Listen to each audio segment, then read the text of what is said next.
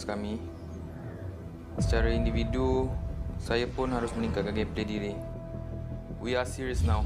Yang pertama bukanlah Luminous Lord, tetapi di bahagian jungle. Okay, nothing to say. Akan menjadi masa pertama Mega Kill jadi. Di regular season, performance kita orang memang agak kurang dan saya pun tak dapat bermain dengan sangat baik.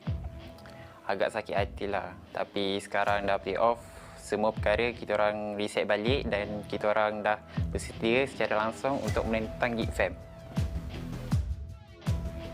Kita orang dah siap main-main dah. Sekarang kita orang akan menang sampai kita orang mendapat juara. Simple.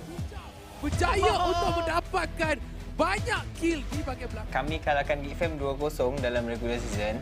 Dalam playoff pun kami akan mengalahkan mereka 2-0. Saya ada keyakinan tim SMG. Kami boleh. SMG is a strong team and they have a solid game plan. But I'm confident that we are stronger and beating them is only our first step on comeback. Itu win tidak dijangkakan berjaya mencuri turtle kemudian berjaya memberikan kill. Oh, dia dimakan. Secara individu, Geek Fam memang strong. Tetapi kita orang yakin kami lebih kuat sebagai satu tim. Saya rasa perlawanan ini akan menjadi sangat menarik.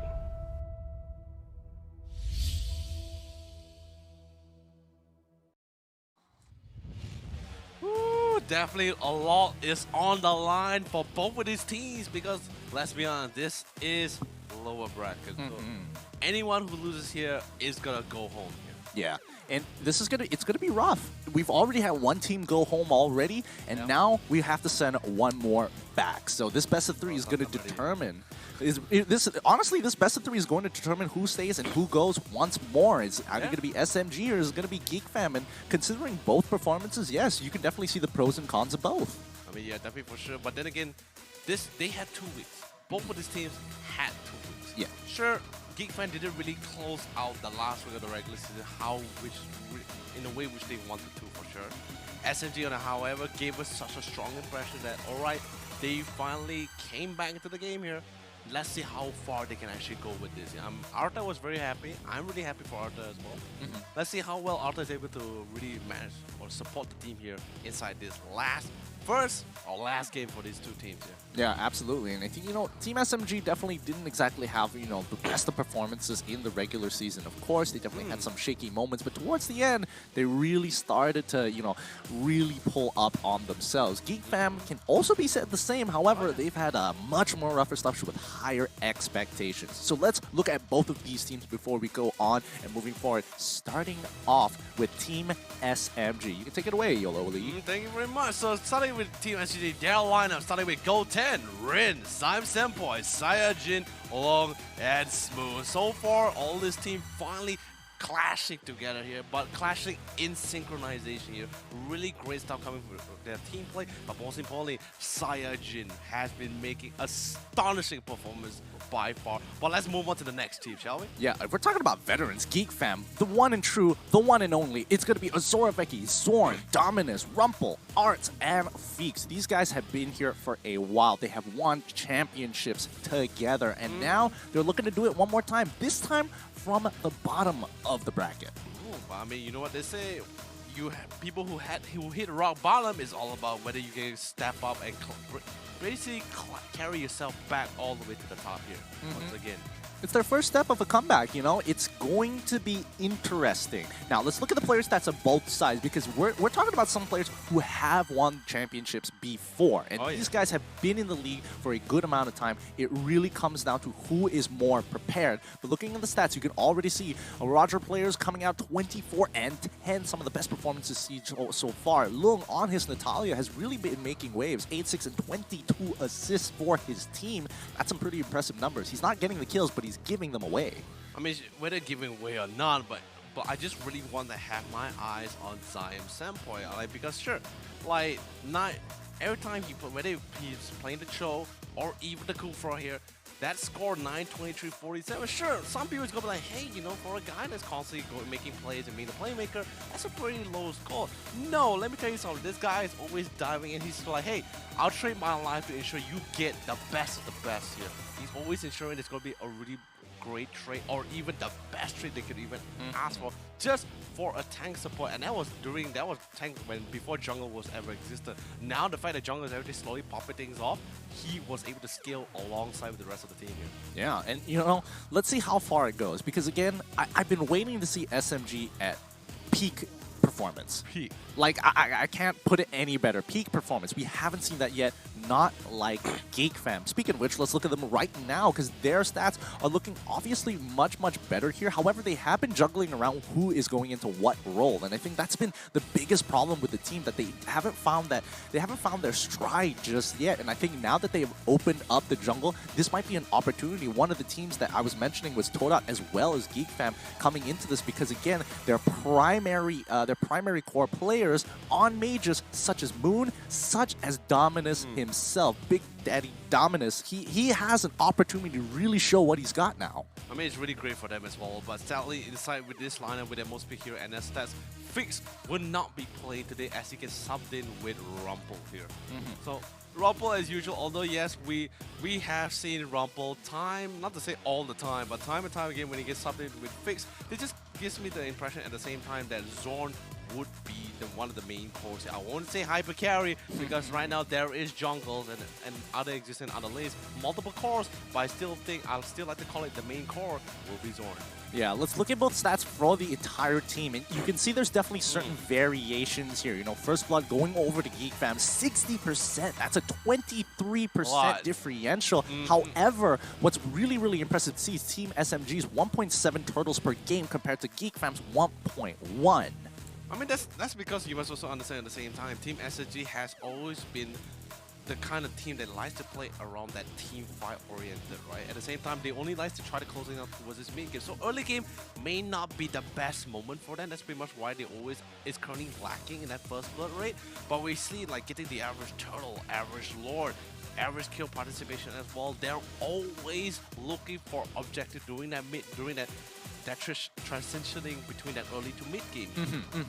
No, I get what you mean. I definitely get what you mean here, but I feel like they're a little bit more skirmishy at times, and that's why we're seeing these variations in the stats. If not, I think it would have looked a little bit more similar to Geek Fam's side. The only difference being, you know, mainly being the first blood rate, because Geek Fam, so far, they have been securing these first bloods, but they haven't been able to win games off of them. Oh yeah, I mean, definitely for sure. But either way, still, coming into this game, right, I'm just going to be really excited on how well they're going to be doing this, because remember, all of these stats, right, is just mainly based on what kind of competition they actually went into the game here. And 2 weeks is a lot of time to really practice on what is the in thing for junglers here. Yeah.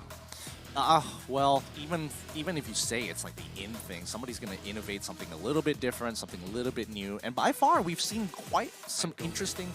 Well, I don't expect it to go that out of variation. But, you know, I think these different openings, it's very similar to chess, you know? These very different variations of openings cover different areas. For example, like we saw previously, when they were having Selena as well as the Roger down on the red side, they were making sure they shared the EXP, and then after that sent Roger over to blue, while, you know, they picked up the siege minion from the mid lane, allowing Selena to hit level 2. That's a really interesting opening, you know, because she didn't take Abyssal Arrow first. I mean, yeah, definitely. Sorry, she took Abyssal Arrow first, my bad. Yeah. But anyway, so we're checking out the player hit here is going to be between both Long and Zorn. And the best part about it as well, like, I love the fact they're actually comparing both of these two of these players from both of these teams. Not because they have similar roles or whatsoever. It's the fact that what is their role?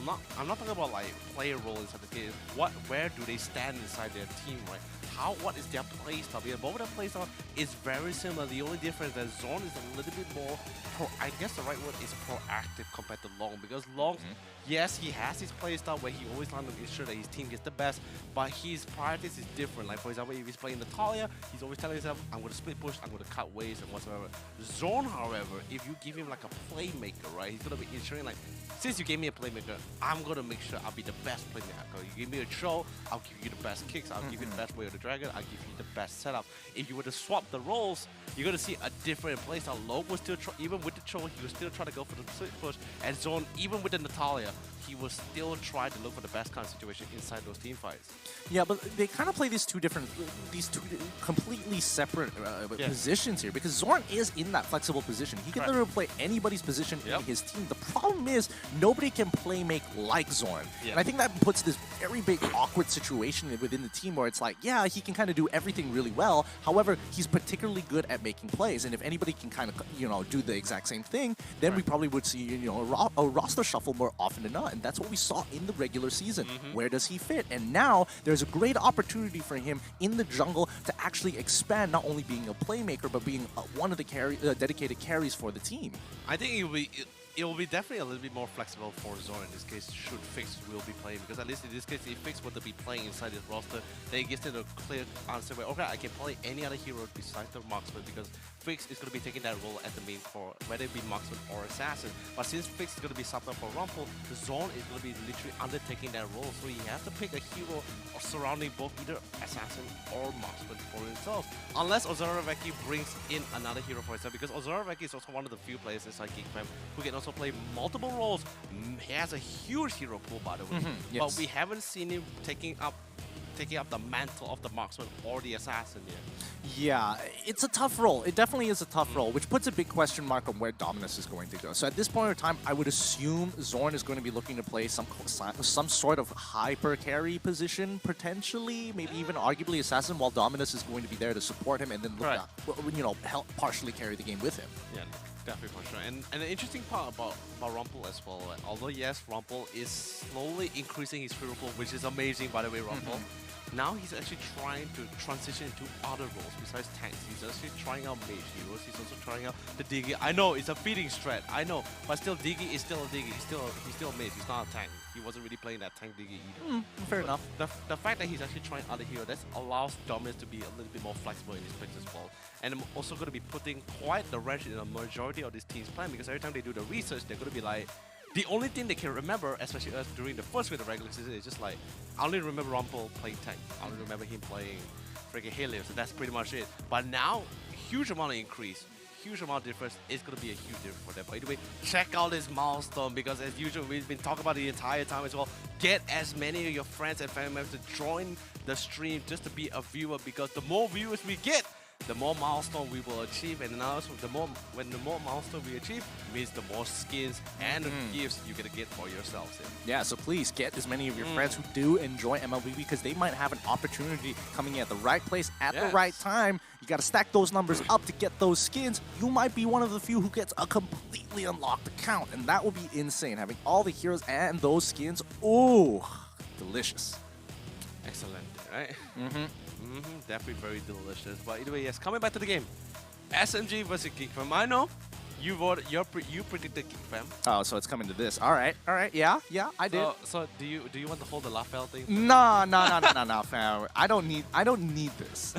I'm confident in Geek Fam's capabilities, mainly because we've seen them play so often, or I've seen them play them so often, that to the point where it's like, all right, we know what they are capable of. Can they reach that level today? And I'm not sure about SMG, and that's what's putting a lot of doubt in my mind if I wanted to vote one or the other. How can I vote for SMG when I haven't seen hard evidence of where the cap is going to be? I mean, I guess so, but at the same time, it's not like I'm doubting Geek Fam's favor. I'm not going to penalize them for the fact of their performance during regular season.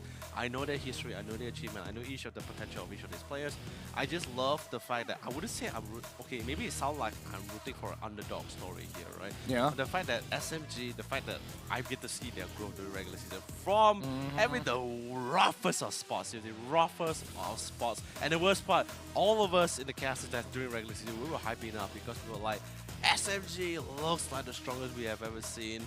But after that first 3 weeks was very rough. But after the 4th week, got better. 5th week, even better. 6th week, after literally adapting to change pretty quickly as well, I'm like, hey, I'm really looking forward to playoff. Well, speaking of this, let's have a look at what the draft is going to be like this time for this first best of 3 game from Team SMG versus Geek Fam. Let's find out how they're going to handle this. By the way, that's Arta. Arta! Hey! Wait, did he just sprinkle water?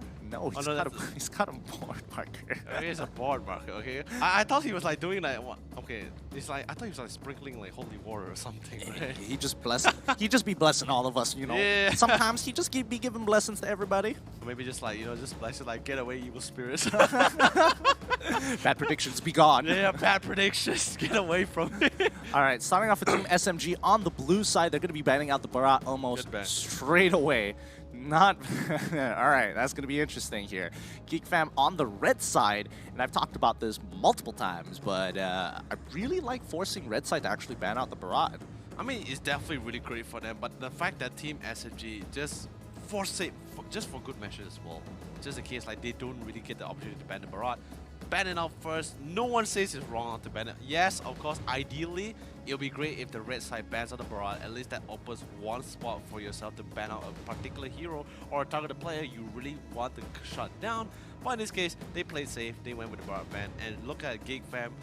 We saw TODAK with Moon's blanket buff, and now we're seeing neck pillow buff.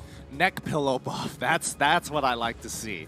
You know, they're getting creative with these things. It's getting smaller and smaller. Everything for that power of comfort. Uranus going to be the next ban coming in from Geek Fam's side. All right, definitely understandable. But what does that mean? It means that they don't want to potentially deal with brick wall side laners. Do they want to have access to Yuzong or even arguably Khalid in this situation?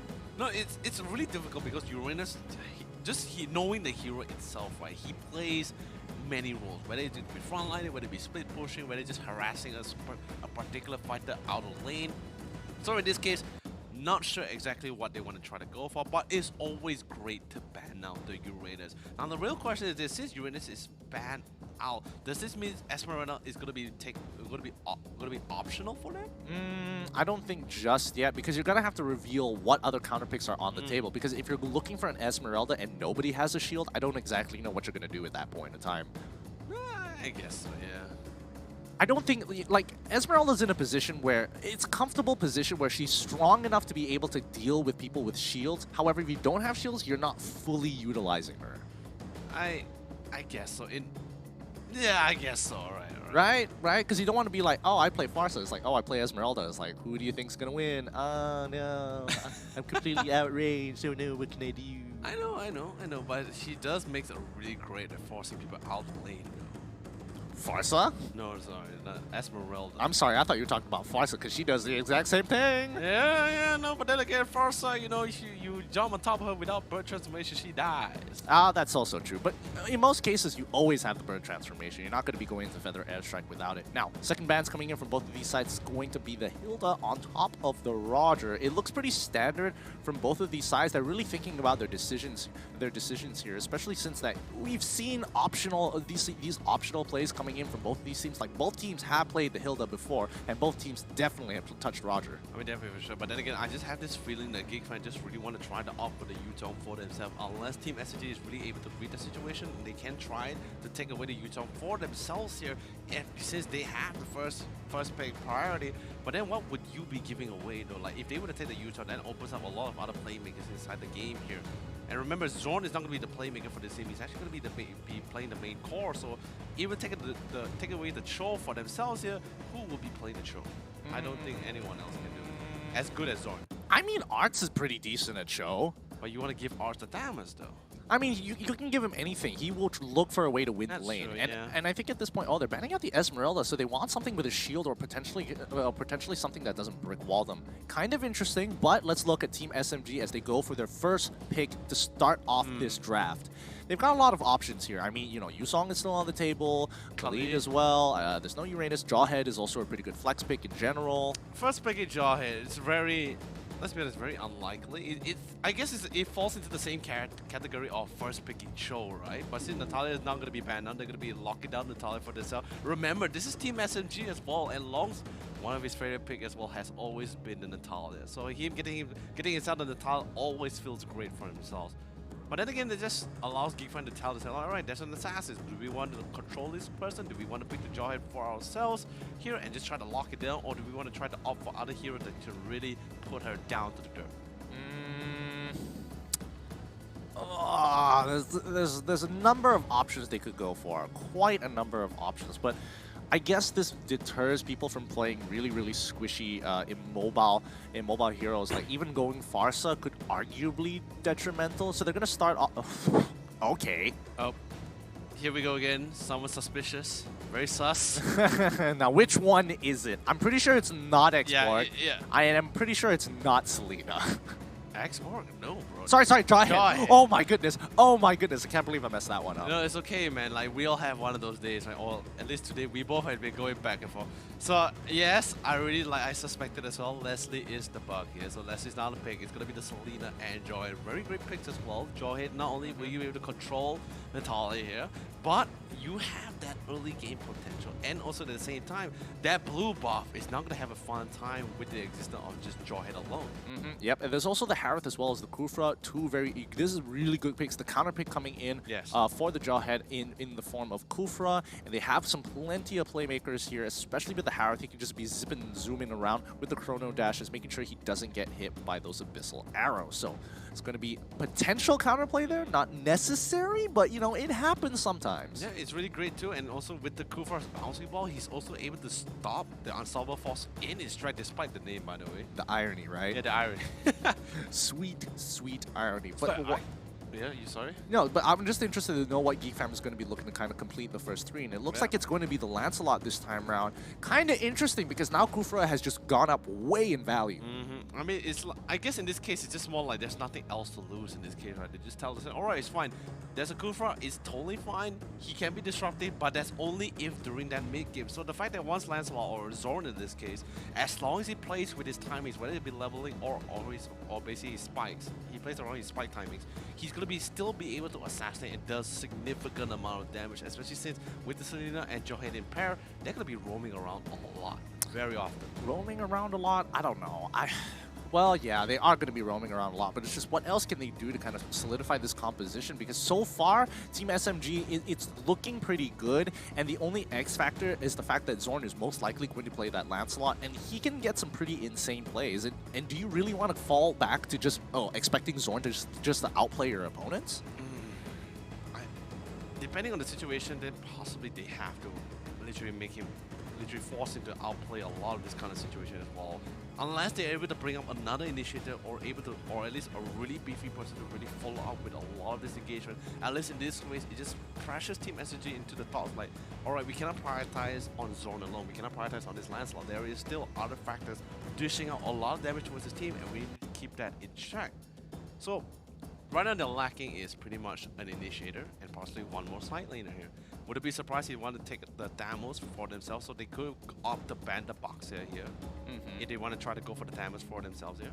Pretty cool, but just for good measures, getting rid of another playmaker, which is pretty much Team SSG is currently lacking. They cannot depend solely on the Kufra as a primary engager. They need to have a secondary, at least to play around with the ranks. Yeah, this is a smart pick. A smart ban coming in from Geek Fam here. All right. So Farsa and Cho, Team SMG, now that it's their turn to reply, they got 28 seconds on the clock. Yishin Shin has already been taken out, so I'm guessing they're targeting, making sure that they don't have scaling. But now that Lancelot has been revealed, they're probably thinking, okay, how do I protect the rest of my composition here? We've got a Natalia on our side.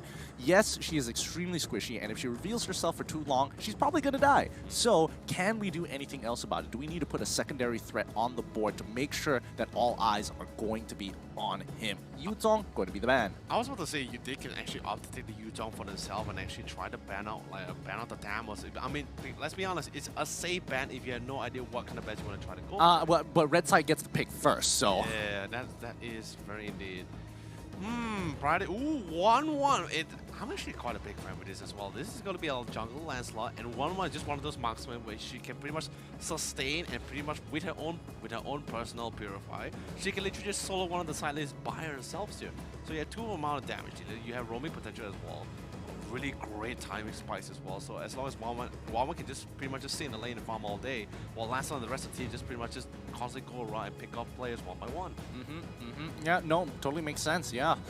I mean, they started off with that first, that one pick of the 1-1. So that doesn't really give too much information over to Team SMG of how exactly the comp is going to work. Because as of right now, it looks like it's just going to be a pick-off composition. They don't have any hard way of engaging besides the Jawhead and looking for picks with the Selena here. And here we go. It's going to be Team SMGs making sure they're running a double mage composition. Plenty of damage, plenty of ways to kind of just pull back away from the fight and buy enough time so that Natalia can start cleaning up the rest of the shop. Because again, all of these heroes, well, you know, except for Jawhead, who naturally is going to start building, naturally going to either build tank or a hyper damage warrior, it's not looking too good for Geek Fam side.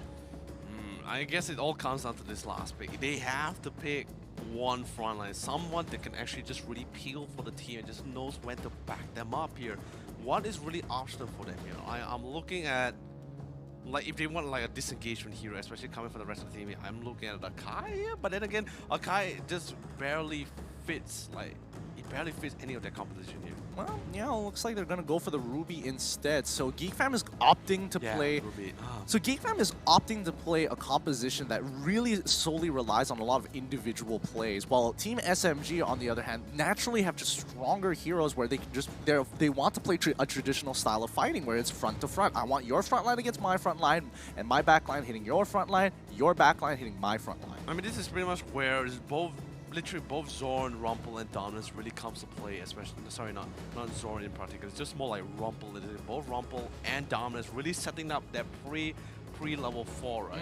Yeah. And once everyone, especially once the Lancelot hits a level 4, or at least that spike that he not naturally has, alongside with the Ruby, with the Arm Offender, that's when they start going for more pickups. Instead of 1 or 2 players, they want to try to get at least as many players as possible, and are giving that space creation for the 1-1 to just naturally farm up. At least then they can close it out towards that mid game. Yeah, I would agree. And I think, you know, level 2 is going to be quite a bloodbath between both of these teams, depending on how Team SMG want to utilize Lung on that Natalia. So let's see how this plays out. Let's see the openings as we finally get into this game. Team SMG versus Geek Fam. Winner takes all. Winner takes all indeed, and instantly Rumpel gets tagged and literally gets slapped for being a little bit over-aggressive there, and now Long straight away going towards his back line. He's just trying to give that information towards his team where exactly the rest of the team is going for. He finds Zorn, picks him off, just sends him a message to the fact like, hey, you want to take your red? Be careful, I'm in your jungle. And remember, Long didn't take Retribution, he actually went for the execute. So the fact that if you were to actually take this fight right now, it will be punishing for you if you're not too careful about it. Extremely punishing. Now, Jawhead just hit his level 2. Everyone is still level 1 on their side. Rin, he's going to have to do this buff alone. So despite the fact that, yes, you are disrupting, the idea of disrupting is good. However, you're not getting EXP for yourself. So technically, there is that little bit of balance here. Zorn hitting his level 2, no problems. Art's on the top side. Oh, and the first blood onto Azora Veki. He must have been real low. Oh, dude, the silence is actually really punishing as well. Like getting harassed by speaking of skirmishes as well, we see a couple of skirmishes happening towards this middle lane. And of course, we see Zorn with the Lancelot definitely not ready to join any of this fight at all. And Saijin finally hitting that level 2, gonna be able to ensure that none of them escapes from this side with that bouncy ball. Yep, great damage coming in from Dominus, bringing a Saiyajin down to 50% of his HP. Now he's gonna have to walk away, because if he tries to go and do that again, there is a potential collapse coming in from the mid lane from Lancelot. Definitely for sure. Lung still chilling in the bush. Rumpel's gonna instantly finds him. That's a silent. Couple of damage. Oh, but there goes a flicker into the ejector as well. Low trying to run away for as long as possible. But Sally, smoke screen, or smoke bomb in this case, is not gonna save his life from Azura Veki's clutches. Ooh, good play coming in from Rumpel, making sure that he speeds himself up with the smart missiles and then flickers forward just to ensure that he guarantees that hit. Now, Goten and Art still going at each other. Both can't seem to find any advantages. It's going pretty even. I mean, it's really hard as well, but then again, Abyssal Arrow from Downers will not be able to connect on the other hand. Towards this bottom lane, Rumpel gonna be popping the ejector just to get out of the range, because here comes Saijin, and Long Rumpel gonna be a little bit careful because he's not that tanky at all. Instantly, there's one. They find Azura Veki. He doesn't really have the crossbow tank just yet. Zamofor is gonna be coming in as well. There goes the chronal dashes, and instantly, there goes Azura Veki. 1 for 2. That was kind of funny, actually, because every single time Azura Veki kited backwards, you can very literally see Harith dash forward as well. So it's just like a game of awkward Frogger. I mean, not just Okaforga as well. Like, pretty much he had his own personal rig coupled with the Zaman Force, right? Yeah, in a sense, yeah. Oh boy. But now it still doesn't look good for Geek Fam just yet. A 2K goal lead has developed for the side of Team SMG. 2 kills ahead of their opponents. But again, they are already prioritizing looking to get onto Turtle side. I mean, I love it, right? This aggression coming from the side of Team SMG as well, because noticing the fact that Geek Fam with seeing what is the win condition that Geek Fam really needs to secure, especially during this early game with this jaw hit. They're ensuring, at least during all this rotation route, they're nearby. At least in this case, they can reinforce or even try to go for the punish. Zion Senpai gets traded a little bit back from the Dawn Rose. Marcelli will be able to get barely out of the range of Saiyajin's Tyrant's Revenge. Team SMG are able to take the turtle without any contestants for now, but Long might be in some trouble with Rumpel and Ozoraveki working together to make sure that Long doesn't get as much damage as he wants to onto Ozoraveki, but now Seiji is coming in with the Tyrant Frame, pulling it back into the team. However, he is stuck right in the center of the... Oh, what a pull. The I'm Offended coming in from Arts pulls all 3, but again, there's not enough damage going on. Long gets the pick off onto Ozoraveki, and Veki, I don't think he was able to get his passive off enough to trigger his ult, and now Dominus is on the run. He can only do so much. Oh, dude, I love it. This aggression as well. And Long, I don't know how he did it. 1v2 at the bottom lane. We have Rumble to assist our dear friend. How fast did Low took just to melt down Ozoraveki. By the way, here comes the Unstoppable Force, followed by the eject as well. But here comes a pure execution, as Zon will be finally able to put down Dear Long down to the ground. And maybe just potentially as well, they will safely take away first tier tower. Well, I mean, that's the first tower for themselves, but that's not going to be enough because Team SMG net themselves 2 towers as well. One on the top side and as well as mid-tier 1. And losing mid-tier 1 is going to be pretty hurtful for Geek Fam because now their jungle is going to be put into question. Rin is only getting stronger. Calamity Reaper already purchased. He's got all the buffs in the world. It's going to be pretty difficult to kill him without Rumpel. It's really rough as well, especially in the jungle with the Ice Queen Wand as well. I do not want to be in the range of any of both of these major skills at all. It's going to be so punishing. It is. Long, he's going to walk in. He sees Dominus, gets a little bit of damage in for now, but once again, Arts is taking the full brunt of the damage here.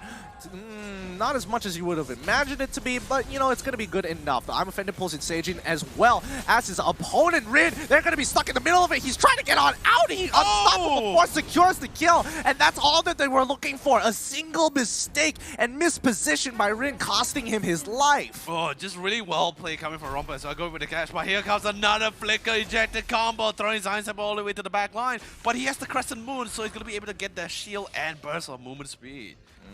They're going to have to play this a lot slower than they thought. Team SMG can't just get away with everything here. Geek Fam are still on the move. The ejector coming on Zion Senpai. He doesn't have the Unstoppable Force, but that is going to be enough with the Abyssal Arrow. Dominus secures the kill. Oh, Goten! He comes in for the back flank. Rumpel, can he survive long enough? He gets his smart missiles right on time, and that's going to be Turtle in the bag. Geek Fam even things up. Ooh, that ejector, that extra shield from the ejector pod really saved his life there.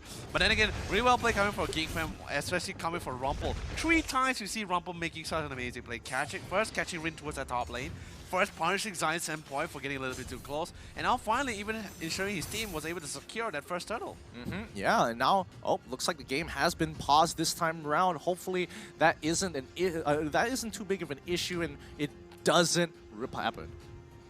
Oh man, but still, just really amazing stuff coming for the side of Geek Fam. I mean, it was a good way to kind of come back. Well, I wouldn't even say that they were out of the game, but you know, coming into the game, starting off with a 2K disadvantage so early on, not the best of looks, but at least they were able to come back and you know, they have the eye for opportunity. I mean, it's all about ensuring that each of these traits is very equal, right? That's pretty much what Geek Fam has always been great at for the past few seasons as well. They're like, you know, if we can't get, even if we're not in the league, we'll at least ensure we have really great, decent traits here. You take my first 2 towers, then I'll also ensure that I get 1 tower and a turtle on top of that, which is really great for them. So far, so good. I honestly want to just keep watching the game but it's under the force. Because I'm curious to see how much Team SMG has kind of grown out of themselves from the regular season, because we don't know where they are. I mean, I think they look great so far. They managed to like really be quite I wouldn't say super proactive, but quite proactive inside the early stage of the game, fully understanding the fact like, alright, they have a Jawhead, they're going to be kind of aggressive, especially alongside with the Selena. They were able to answer, able to save some teammate, at the same time even punish 2 members towards the bot lane here, picking up Azoraki a couple of times already, and that's a 1-1 by the way.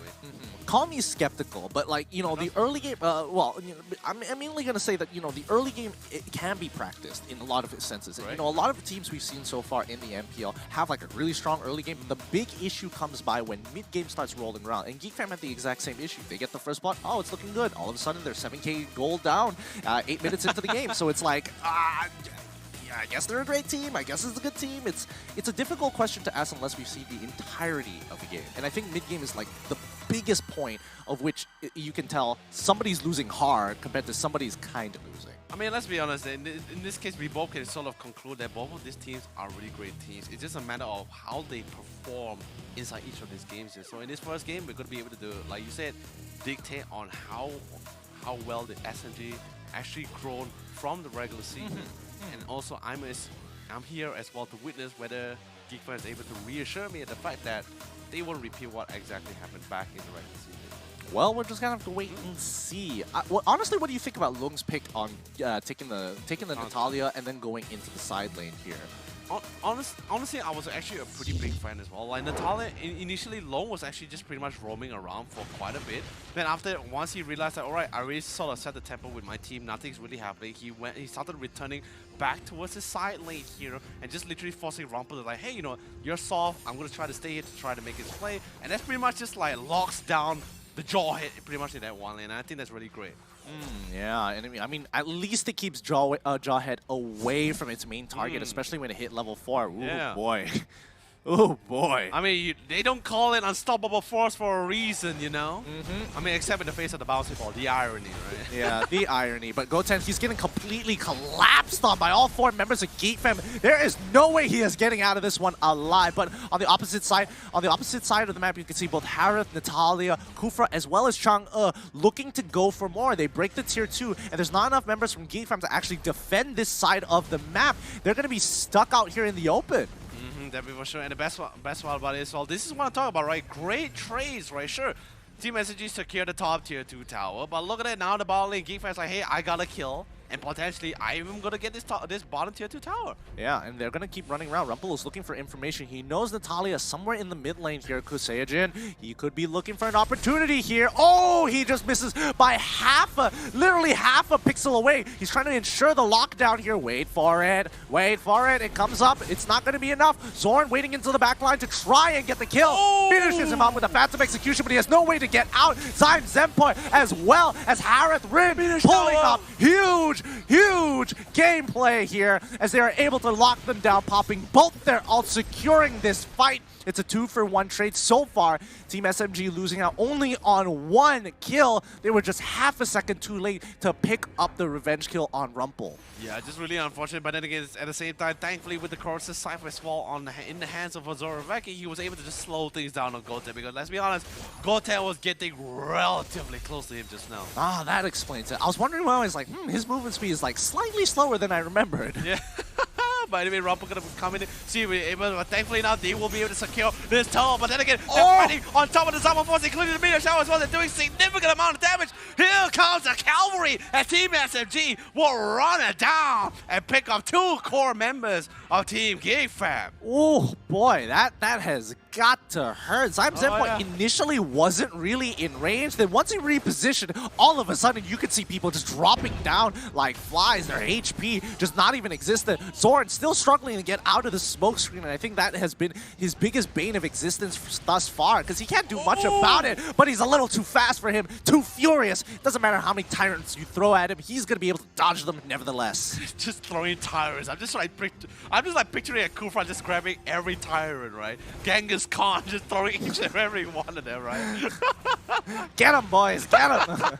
One of them will hit him eventually. Yeah. Senpai, oh boy, he's already got the glaive. He's gonna do so much damage. It's so early on into the game. 4K ahead of their opponents. Team SMG look to try and control the rest of the map. You know what's even better is the fact that Syage is doing a phenomenal job as the Kufa. Although there was some connection that his Tyrant's Revenge was not able to connect on. But then again, it's pretty much very easy for Geek Fam, a majority of the members, to really just sidestep out that skill. It's a skill that's not really too difficult to sidestep. If you see it coming, then yes. You know. Okay, fair enough, fair enough. If you do see it coming, then yes. Oh, looks like Rin has. Oh yeah, he has 3 items out. Wow, Rin as well as I'm Senpai. I didn't think they would have 3 items already completed at this point in time, but my goodness, they are. You forgot during the I was shocked as well during the 6-minute marker. He had the Calamity Reaper and everything as well. The concentrated energy just came in a little bit later. Oh boy, I thought the Calamity Reaper was his first buy. Oh shucks. I mean, he's a big boy. He is a real big boy, despite his size. But Zorn, he's going to be sitting around waiting for the right opportunity to catch people off guard. And I think Geek Fam understand that they are significantly behind. Dominus easily taking out Lung with no problems whatsoever. He gets hit by the Abyssal Arrow. Boom, he's gone. That was a necessary kill as well. They really needed to stop Lung, who's been such a nuisance. He's been cutting creep waves and split pushing the entire time as well. And the fact that Dominus was able to melt him out on the top lane before he could even try to go for that split push, really well played stuff. This is going to be slowing things down for Team SMG as well. Yeah, Blade Heptasis just being purchased by Zorn this time. It looks like both sides don't really want to give up too much of an engage here. Oh, you can tell that SMG is a little bit more hesitant because the moment they are out of position or they failed the initial engage, Geek Fam will come back much harder and can especially run them down with the help of Zorn, Dominus, as well as Rumpel. By the way, remember, Rumpel has his trigger. Coming straight for the backline. Beautiful catch coming in from Syage with the Tyrant Revenge. Instantly destroy both Dominus and Zoroveki. Rumpel trying to run away with his little sliver of his life. But Syage with the Tyrant Revenge selling out of range will literally solidify their control, their dominance inside Geek Fam's jungle. And with this, the potential Lord will be safely secure alongside of Team SMG. Oh yeah, and already Zion Senpai, his Meteor Shower is back up. That's how huge he is into that game. The cooldowns are so short, he doesn't even feel it at times. Now the rest of Team SMG, they're getting their big items here. Oh boy, Anti-Cures already being purchased. Dominance Ice as well. Oh my gosh. Oh, sorry, not Dominance Ice, but Winter Truncheon instead. Oh boy. Anti-Cures is definitely a really big item for them to be picked up as well, because if we're talking about like just main damage dealers in particular, it's just both Zorn and Ozoroveki, which is just or Ozoroveki in this case, who's just doing insane amount of physical damage here. Yeah, but he's still struggling. Like in comparison to the rest of his team, Ruby has been having a much more comfortable time with having 200 gold, a slight lead. But regardless, the side lanes have been punished so significantly. Ozoroveki 2-5-3 and Arts 0-2-1. They have been dived constantly since the beginning of the game. I mean, that's the main goal for it, you know. Like Team SMG is like, you want to dive us, we'll dive you first, you know, that kind of situation. That's a fair assumption here. But Team SMG going to continue to try to keep up with their winning streak by far. 7k gold in the ahead of their opponents here. Lord is a great opportunity to crack open this inhibitor, and that's going to be one more thing that Geek Fam have to worry about on top of this gold disparity. Don't forget, look at the ball lane as well. They're going to be jumping right into the biggest as well. They find Ozoroveki too, but then again, he's going to be able to sidestep out of the situation. But the Lord still very fresh, still very healthy, able to take down the top inhibitor with such ease. And now here comes the mid inhibitor by selling Ars. Very crucial I'm offender skill ultimate to be committed, but he was not able to land it at all. However, our DFS side committed a little bit too much. The overextension there will be punished really hard for it. And Red popping out the Zama Force was not able to pick out any kills out of that long fine Zorn, but not going to be good enough as well, because right now, as Team SMG hits the crystal, they end it all. Even though crossbow attack did get popped, it's still not going to be needed. That was a good game coming out from Team SMG. Very strong performance indeed. Geek Fam, on the other hand, still definitely a little rusty in terms of the mechanics that we have seen by far. But let's throw it over to our analyst, Lourve. Take it up. Hello, terima kasih kepada kita casters Malay dan juga English. Thank you very much. And kita boleh nampak tadi di mana team Geek Fam Nampak seperti mereka dah daripada early game lagi diorang dah terkacau. Especially dekat bahagian red buff di Geek Fam di mana Long dan juga Sayajin. Diorang dapat baca. It's like, okay, kita tahu diorang akan start buff mana. And kita orang akan kacau buff tu and itu menyebabkan tim Geek Fam diorang tak boleh nak lakukan apa-apa sangat. Disebabkan Ozraveki sebagai seorang 1-1, dia memang susah untuk jaga dia punya lane seorang. Dia kena gang dengan diorang, dia terus gone. Disebabkan dia tak ada fast clear abilities.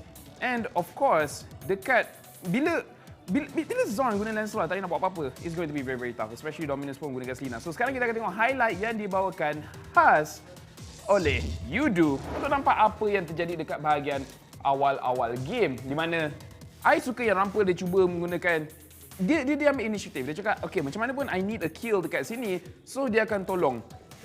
And dekat dalam game ni, honestly, Lourve played out of his mind.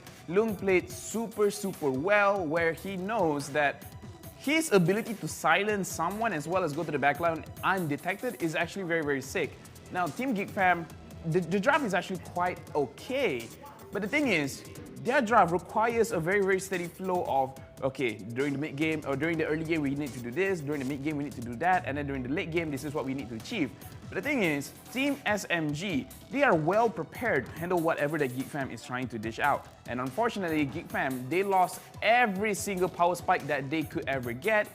Selena, very, very crazy early game. Nothing happened there. Lancelot, crazy mid game. Nothing happened there. And 1-1 is really, really good in the late game. But because, okay, kita pause dekat sini. This is a very, very good initiation by Team SMG. This just shows the level of engagement between Lourve and Sayajin. Both of these players have very, very good synergy with each other, where Lourve, he will silence someone, and then Sayajin will go in and make sure that no one can escape from their initiation. So Team SMG, player Lourve dan Sayajin, dua-dua ni boleh dikatakan sebagai diorang roam sekali serentak. Mana diorang roam, akan ada apa-apa yang terjadi. Kita akan teruskan dengan kita punya team fight, where dekat dalam game ni, I rasa semua viewers dan kita punya casters boleh agree yang Lourve dengan Sayajin, diorang betul-betul buat game. Diorang tahu apa yang diorang nak lakukan, and yang paling penting, diorang tahu apa yang Geek Fam nak lakukan. Diorang pastikan yang Geek Fam cannot do anything.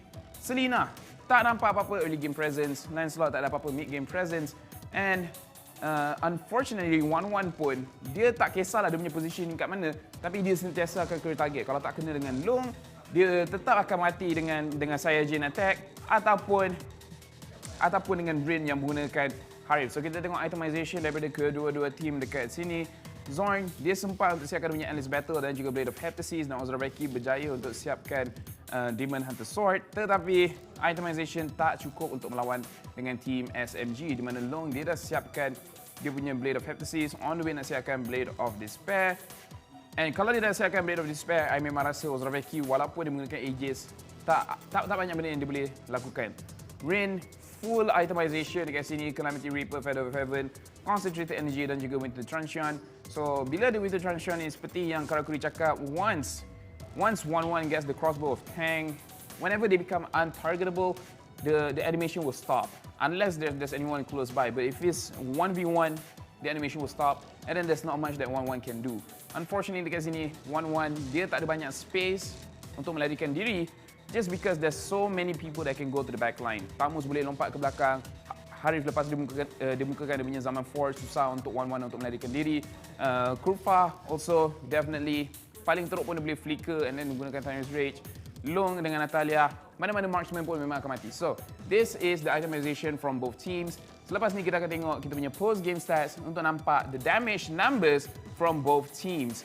And kalau kita tengok dekat bahagian gold, around 7,000 gold difference, SMG dapat menang disebabkan 10 tower berbalas dengan 2, 1 lord untuk SMG dan tak ada lord untuk Team Geek Fam. Rich Guy akan diberikan kepada Rain, di mana dia dapat farm mid lane as well as the jungle. The carry dominance, damage paling tinggi 21,000, Sandbag, dan juga Forgotten Heart adalah Rampal, di mana dia terima damage yang paling tinggi dan dia keluarkan paling banyak assist dekat dalam game ini. So kita tengok damage numbers daripada Team Geek Fam. Seperti yang kita nampak tadi, damage paling tinggi adalah Selena dengan 31,000. Semestinya banyak damage dikeluarkan disebabkan dia punya Abyssal Trap. Sesiapa lalu pump, dia punya damage keluar and dia boleh generate banyak. Dan kita tengok damage daripada Ozraveki menggunakan 1-1 is more than Lancelot with the 18,000 damage, which just shows that Zorn, there's not much that he can do. He dishes damage here and there, but not really anything super terrific. Now, for the side of SMG, we can see that the damage numbers are roughly the same throughout the board, except for Kufra. which is, of course, the tank. He is not expected to do the most amount of damage. The most amount of damage dekat bahagian SMG is Lourve punya Natalia with 29,000 damage dished out, and the second one is Chang'e with 28,000, and Harif following not far behind with 26 and 24 for the Tamu. So, Team SMG around the board, everyone did pretty well. Team Geek Fam, Selena Dominus did the most damage, and unfortunately Zorn gunakan Lancelot dekat sini, not much that he can do, especially since he was being pressured so early in the game. And as we all know, all of the assassins, kalau awal-awal diorang punya level ataupun diorang punya goal kena kacau, it's going to be very, very difficult for them to carry anything after that. So, these are the post-game stats. Selepas ini, kita akan tengok MVP of the game to see that who really deserves to be called the one who really carried the game, because damage numbers is great. Assist paling banyak, amazing. Tapi macam mana pun, kita akan tengok MVP pada game kita kali ini akan diberikan kepada Saiyajin. Damage number yang paling sikit kita pernah nampak, 980, 16% total team goal earned, which is the lowest amount of team goal earned yang kita pernah jumpa juga. But the thing is, 0 to 5 KDA is amazing. Macam saya cakap, antara Long ataupun Saiyajin, either of these players memang deserve untuk dapatkan MVP because they slow down the rotation of Team Geek Fam, as well as berjaya untuk tangkapkan ramai orang. They are, orang kata numbers cannot explain apa yang diorang buat dekat dalam game tadi. So, congratulations kepada Saiyajin berjaya untuk dapatkan MVP, berjaya untuk stopkan pergerakan Geek Fam. Make sure Geek Fam tak boleh nak buat apa-apa. No early game pressure, no mid game pressure, and no late game pressure. So SMG played a very, very clean game.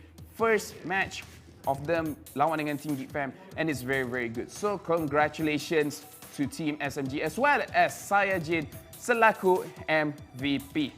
Tetapi macam mana pun, ini adalah game pertama. We do have a second game. If Geek Fam manages to win it out, we will go to a third game. But if Geek Fam loses, then diorang akan tersingkir daripada playoff. Tapi macam mana pun, we will go back to the English casters as well as the host of the Quickie to really talk about what will happen next and maybe some interesting giveaways. So, casters as well as hosts, please get ready because I'm gonna bring it back to you guys. Take it away. Whew, thank you so much, Lafel, for such an amazing in-depth analysis of that first game between SMG and Team Geek Fam. And of course, I'm gonna say it right now, I totally agree. I called it as well. Saiyajin, if he wasn't the MVP, I would have flipped this table, go all the way to the analysis side, and I'll just be like grabbing Lafel at his literally by his Junko, by the way. But Junko means his mustache, okay? I'm gonna grab it, I'm gonna be like, why? I thought you were referring to the Malay word for corn. That's jagong. Yeah, that's what I heard. I said Junko. Wait a minute. Why are you holding him by the corn? That doesn't make any sense. But yeah, no, honestly, I think Team SMG, they played a pretty solid game overall. Yep. And yes, it came down to 1 or 2 opportunities that Geek Fam took advantage of that really set the pace in the mid games. But the moment it was past that, I think they just made sure that they were able to pick fights in places in which Geek Fam had either no choice or Saiyajin was just in the right place at the right time. They just didn't check. They just didn't face check the right bush, man. You know, honestly, yes. One, Saiyajin was definitely in the right place at the right time for sure. That was insanely lucky that they didn't really check that bush. Man, so, just one of those moments. Yeah, but then again, in Joy's entire gameplay as well, he has been doing really great and not just zoning out, making a lot of plays for the team. But now this is where I really want to discuss with you, right? Okay. So there was really nothing wrong with the lineup composition of Team Geek Fam. We have always the entire time we've been talking about is just the drafting, right? Right now, let's talk about what was the main issue. I don't think it was the drafting. I think it was the people who were using that hero. In particular, I was still not a big fan of the fact that Arts was playing Ruby, because let's be honest, we have known Arts. He has always been playing with a kind of playstyle where he is a great killer, a great fighter. Okay. But if you give him a hero where it really decides on whether it's initiating or controlling with the Ruby, he's definitely not as comfortable when he's playing like heroes like Damos or Khalid or even Uranus. So I'm surprised, yes, Uranus got banned now. Damos got taken away from him, was really unfortunate. Khalid was still in the pool. I get it, Khalid has his ups and downs. Yeah. But he could have at least went for it, because remember, he was not paired up against like anyone else. Well, that's true. I have to admit, I will admit that this wasn't exactly Arts' best games for sure. Like like overall, his Ruby, certain abilities just didn't land at all. He's definitely whiffed his ult a couple of times there, and even very much, yeah. And you can't be whiffing it, especially on playoff day itself. So I definitely think that in terms of the performance-wise, not exactly the best. I don't know whether it's just a bad day or it's just he's uncomfortable with the hero. Either or, I don't really care. Give him something else. I mean, he needs something else. You like seriously, like just give him Damos.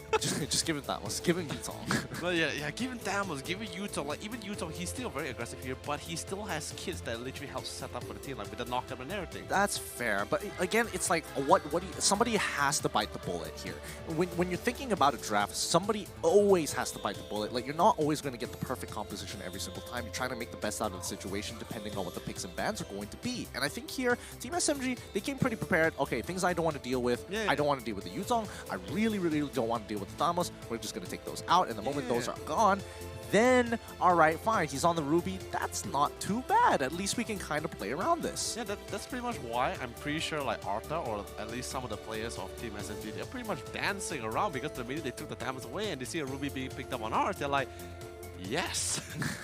This is going to work. Yeah, this is going to work. It will work out for us. Okay, yes, like you said, probably one of them has to bite the bullet to play a certain hero. But I'm pretty sure you can still play around with it. Like even the yes, if you want to bring in the Jawhead, yeah. I'm just trying to think, right? Can like yes, I know Ars can play Jawhead, but will he? But then again, now that I think about like how Jawhead is supposed to be played instead of like how you go to rank. Exactly. So I'm just like, yeah, don't give Ars like control heroes like this shit here. You just need to give him a straight up like damage dealer fighter. Just give us something that he can like dominate the lane. Yeah. I definitely understand where you're coming from here, but that's also a good and bad thing about Arts is that the fact that you can kind of allow him to dominate the lane, if you can kind of leave him on his own island with whoever is supposed to deal with him, he will naturally get stronger as the matchup goes by. He kind of you know is similar to Solid. Both of them are kind of similar where they like to dominate the lane and they can dominate the lane. The question is, are you going to give me a decent matchup or not? I mean, yeah, definitely for sure. But either way, still well played stuff for Team SMG as well. I'm really happy. That's yeah, of course you are. My prediction is correct, you know? Of course I'm happy. Like, fine. Arthur and I secretly like just fist bumping from behind, like, yeah. I was surprised he's under the table. Like, yeah, this is possible. Like freaking out of nowhere, just Lafel was like, wait a minute, just pull Lafel, like pull Arthur out of the desk. He's like, hey, wait, I want to stay here longer. No, but like alright, let's say I'm gonna give them a little bit of the benefit of the doubt coming in from Geek Fam here, because this is only game one. Not their best performance overall. The draft, I definitely thought it was kind of like, alright, kind of interesting towards the end. The first three, alright, fine, but they didn't exactly round it off very well. So you're talking about SMG, right? I know, I'm talking about Geek Fam here. Geek Fam. Because the first three picks were like, alright, I could definitely see some potential here. And then the last two picks came by and I was already like, oh, alright, okay, let's see the individual performances. And like I said, yeah, that team composition was very dependent on the individual performances, and it just didn't go well. Honestly, when you said that, it instantly blew my mind, because I'm just like, I think Ars can do this? And then you're like, it depends on the individual performance. And I'm like, oh my god, Gideon is agreeing with me too. I don't think Ars can do this. I don't trust him anymore. My instincts. It's not that I don't trust him. It's just more like the doubt starts getting bigger. You know, it's like right. It's like you plant the seed of doubt. You're like, I think Ars can do it with the Ruby, and then you're like, it all comes down to individual performance, and then the doubt starts growing. I'm like, oh my god, Gideon and I are so on the same page with this. I wonder what the BM casters are thinking. Oh boy, yeah, I'm actually curious to what the BM casters think about this entire situation. Oh, I did. When I went to the toilet just now, Igito just says like, Ars, no, Ruby. And I'm like, gotcha. Okay, so we can confirm. Like, I would like to see Arts on something more comfortable here, because whiffing the most important ability in Ruby's kit, that just can't fly, especially when you only have one last chance here and now to kind of even up the score. If he's on Ruby again, he really has to step up his game and make sure that he is landing these abilities, because he can't afford to miss it. You know, I thought you're about to mention that how in the world how he whiffed it with such a big sight, right? I'm gonna admit, I whiffed a couple of Ruby ults myself, so I kind of like relate in that sense. Yeah, that's pretty much why we're both not professional players, and we're actually just practicing our stand-up comedy, right? Oh. I'm just a big joke on Ruby. It's okay. Guess what? We're both a joke. don't put me in the same basket as you. Don't even try to put me in the same basket. Yeah, I'm sorry. I'm the fresh goods and you're the rotten. Oh, he still got it in him. He's still got it in him. All right, looks like we're going to be heading over to the draft. It is time to figure out how Geek Fam is going to handle Team SMG in the second game. They're fighting for their lives. Definitely for sure. And right now, Geek Fam starting on the blue side, so they have first pick and first ban as well. Really interested on what they're really going to start things off. And let's be honest, I would be really excited if Geek Fam want to actually let the bar go through, but of course, sadly enough, SMG would never let that happen because they will instantly ban it out for themselves. But Geek Fam instantly start off with the Jawhead ban here. That's kind of interesting. I like the way that this is going, but you know, because you're expecting Jawhead to be picked up within the first rotation here. Yeah. Because when you have two picks, why not Jawhead? Jawhead basically fits in almost every single composition imaginable because of his playmaking capabilities. The same can be said about Cho. And they kind of fit in that exact same build whereby one is a little bit more direct and a lot less mechanical, but just as effective. Yeah, I mean, like, in particular, like, let's just compare the one thing that Cho can't do. That Jawhead can. It's just very simple enough. In an early game, it's just pretty much shifting that blue buff, which is so crucial for every jungler right now. If we're talking about like Ling, like especially like marksman or assassin junglers, right? Harith, Ling, who's so dependent on that blue.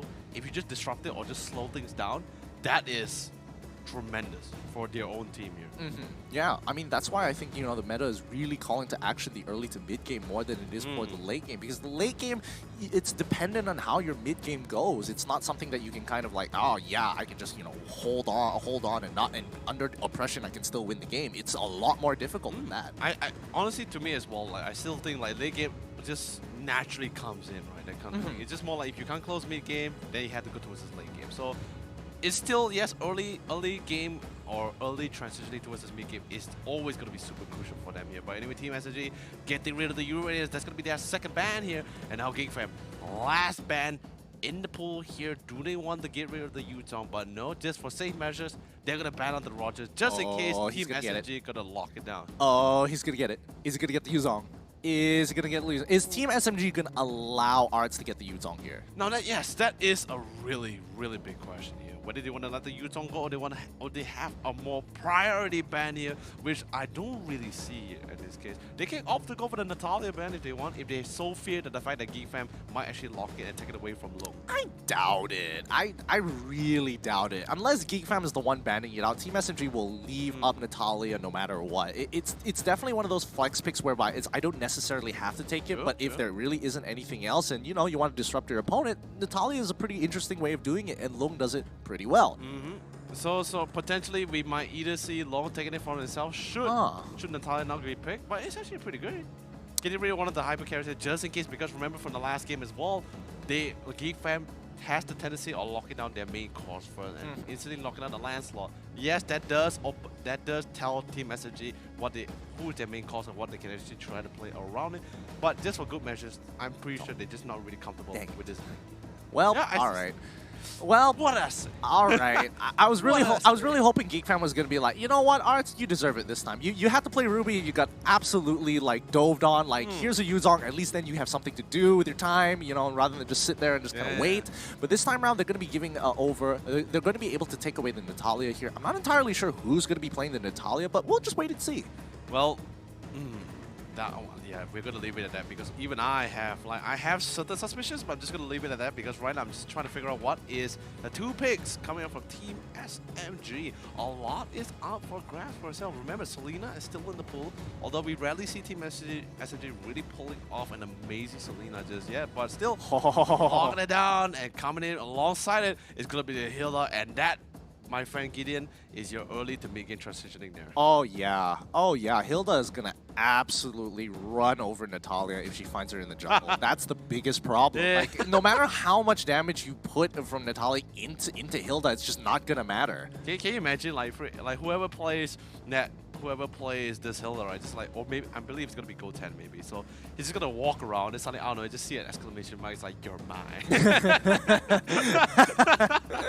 Oh man, but anyway, yeah. So the next two picks coming up for Geek Fam, of course, is their last two picks before the end of this first pick phase here. Really interested in what they can actually try to opt for.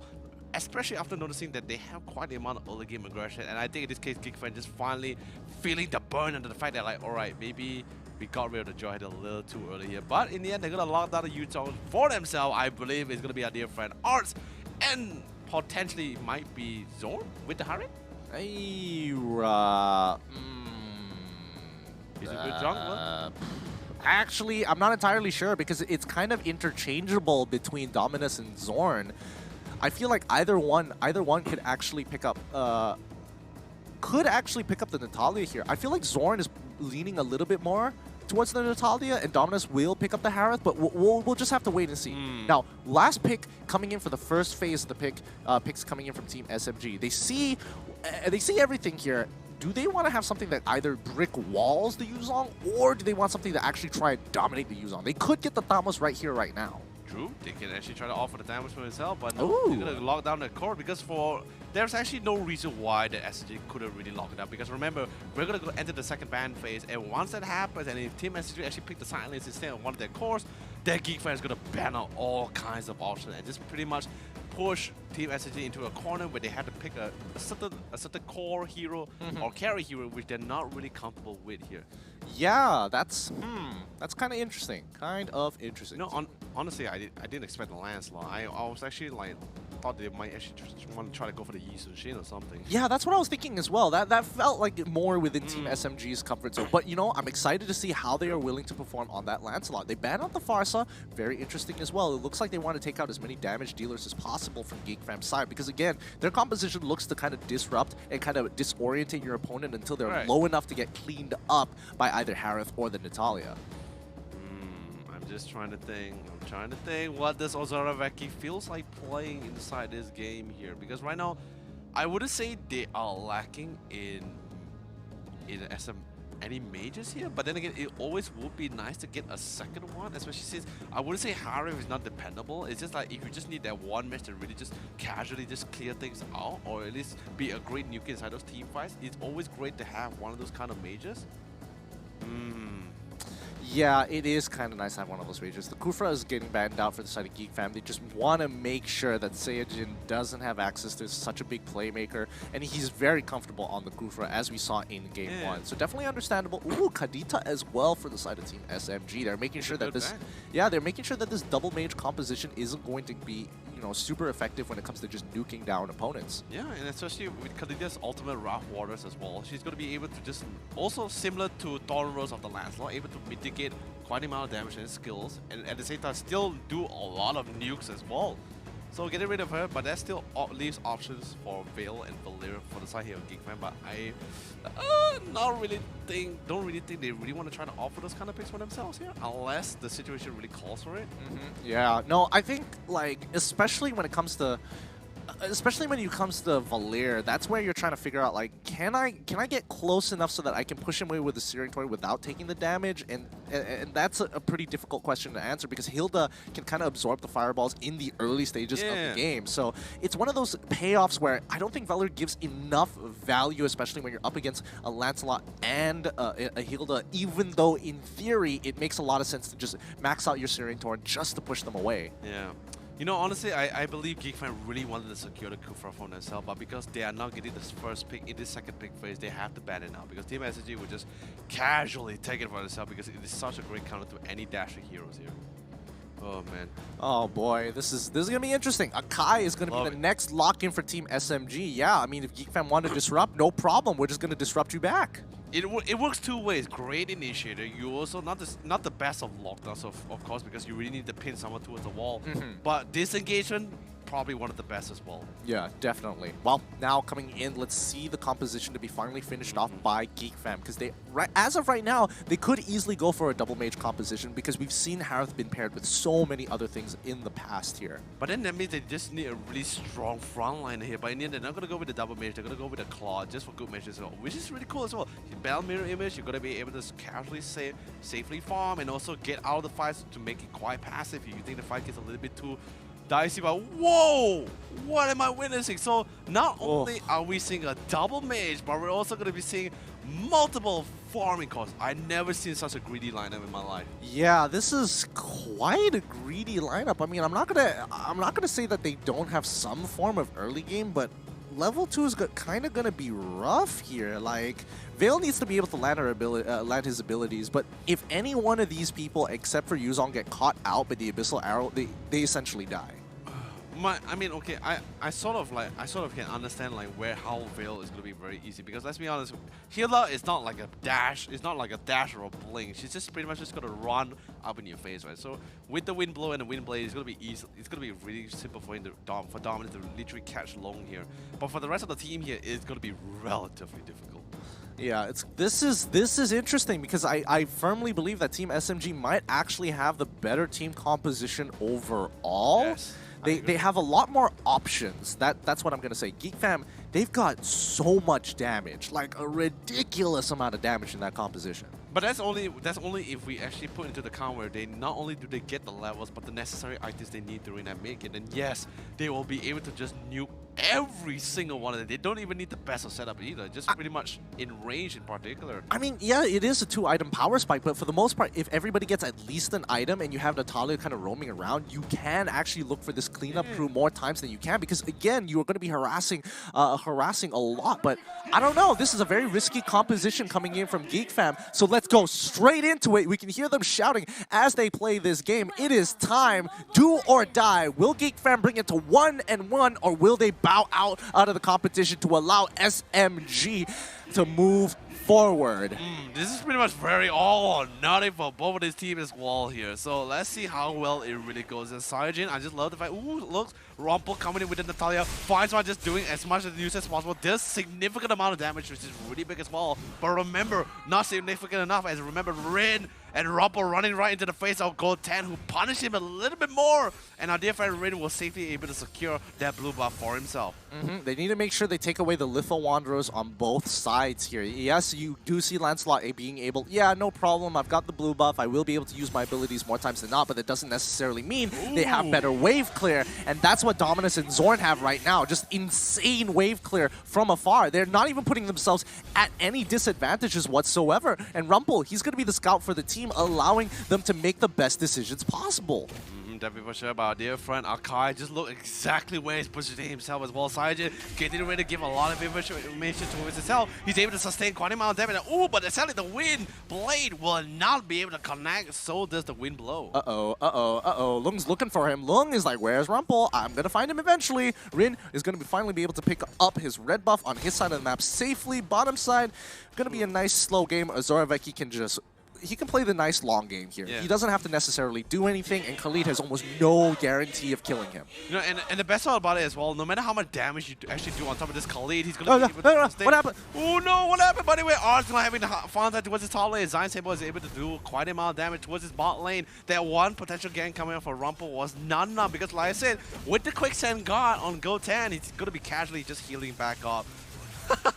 Just like casually just walks away, like cool performance here passing for me, by the way. By the way, gonna be dropping down the Quicksand Guard. Sadly loses. No, that's so, oh my. Oh, you got the Raging Sandstorm and he's gonna be able to get out of the way. Are you kidding me? Are you kidding? He powered through the entire Zaman Force there. It really just didn't matter. And unfortunately, like, there weren't any kills on either side. Arts, he didn't hit his level 4. That's gonna be okay. Goten luckily hit his level 4 before anything happened. However, when the next wave comes in, this is going to be a problem. You can see that Geek Fam have given up on their idea of diving down bot side. They need to make their way up top and protect that top tier 1. I mean, let's be honest, like in a bot lane, right, I'm not surprised at all, because Harrison is quite about item. Oh god, that gets silent, but remember, no silent, no disruptor. He's going to be able to come up on the Quicksand Guard, but he saw Saiyajin on the way, so he decided to take that chance to see whether he can actually walk all the way and survive as long as possible towards Saiyajin, but sadly, it was not enough. Good bait coming in from Geek Fam here. They knew for a fact that Goten likes to go for that harass against a Zoraveki. Zoraveki's probably telling the rest of the team about his behaviors in the lane for the past 2 minutes or so. So you just wait in the brush, you just give it a sec, he's going to come, and when he uses his passive, that's when we jump him. Oh man, but anyway, Rumpel still roaming around, and so here comes Long as well. And now Long literally Long the Unchain here, especially since he did his job on breaking that first to the tower. Now he can play his role as the roaming around with this Hilda, which he's supposed to be doing and doing a fantastic job about it, by the way. TODAK's going to be able to safely secure, and Ozoroveki, no try, Mirror Image has to back away instantly. I love the reaction coming from Ozoroveki as well, like instantly spotting Rin, backs away instantly. But then again, this also gives a clear message to the side of Team SMG, like, this guy can run. I mean, that's the beauty of Claw. His Battle Mirror Image is one of the most nonsensical greatest abilities of all time. Like, it's not the fact that you can put a Battle Mirror Image to go forward, it's the fact that you can take it back as well. Yeah, but this is why I'm saying it's such an amazing spell, and he already used it this early. And remember, Long and everyone is slowly, they just took Turtle, by the way, rotating towards his bot lane. He's alone. No Battle Mirror Image. I think he's a dead guy. It's kind of hard to say, because do they have the right engage tools to actually go for this dive? You would say yes if you land the Raging Sandstorm, but if you land the Raging Sandstorm, he's dead anyways. Why would you need the Raging Sandstorm? I mean, yes, Raging Sandstorm will be good to land, but do you really need it if you have a Hilda that's actually tanking the tower and then you just land something just jumps in with a Phantom Execution? I don't know, because I needed to look at the map again, because I think when he preemptively used the Battle Mirror Image, there was quite a bit of distance, and I don't think Hilda can close that gap as quick as most people would imagine. I mean, yes, she does get the movement speed, but again, it's like quite a distance. Of course, I'm just talking on an assumption where he doesn't leave the tower. Like he's that's a good point. But luckily, we're going back in game, so let's find out here. Okay, yeah, look, he's already getting ready, and Ozorovecki's like, nah, don't want to deal with that whatsoever. Very smart play. He had to leave the tower. He knows his dive was already inevitable as well, and he knows he'll never survive. And since he doesn't really have his Battle Mirror Image either, and remember, he doesn't really have Flicker too, so he only has to Purify. So really smart, really great play, and also just map reading coming from Ozorovec. Really well played. Yeah, really good game sense overall, you know.